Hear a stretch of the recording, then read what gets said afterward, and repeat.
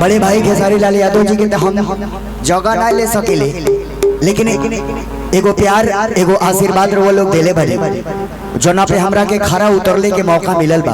तमाम YouTube channel वाले भाई लोग हैं, थैंक यू। और अरशद भाई थैंक यू, लव यू।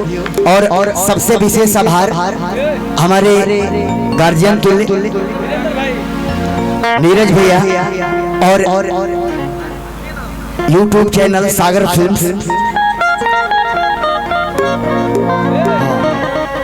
जितने चैनल वाले हैं लोग सब लोग मिलके पहराएंगे इनको। विशाल भाई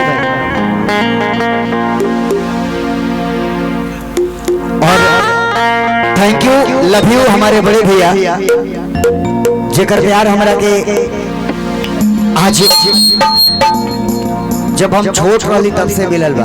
आदरणीय बड़े भैया नागेंद्र उजाला जी सुपरस्टार, एक एक दिल मंगवैया हजार बार।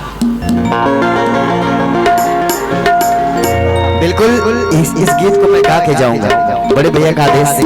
पालन राव चरण कमर में हमारे बार बार प्रणाम रहे।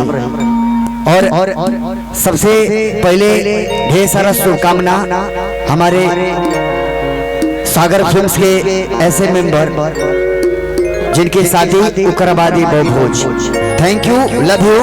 और सबसे पहले आप जितना भी हमारे भाई लोग मानी जा चाचा तुल्य सबका के हम गोर छू के कोई लगत नहीं, ढेर सारा प्यार आभार बने हम चाह के ताली बजा के एगो आशीर्वाद दे दीजिए। वाह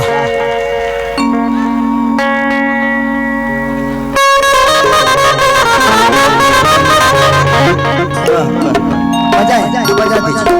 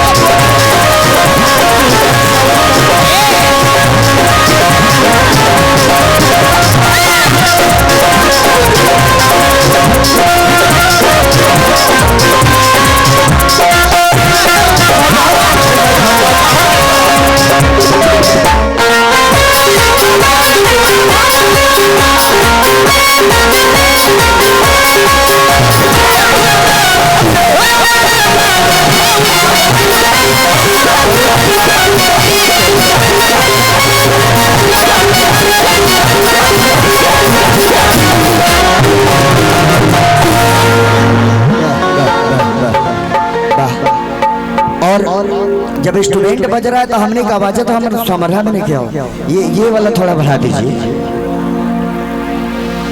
हेलो हेलो हेलो।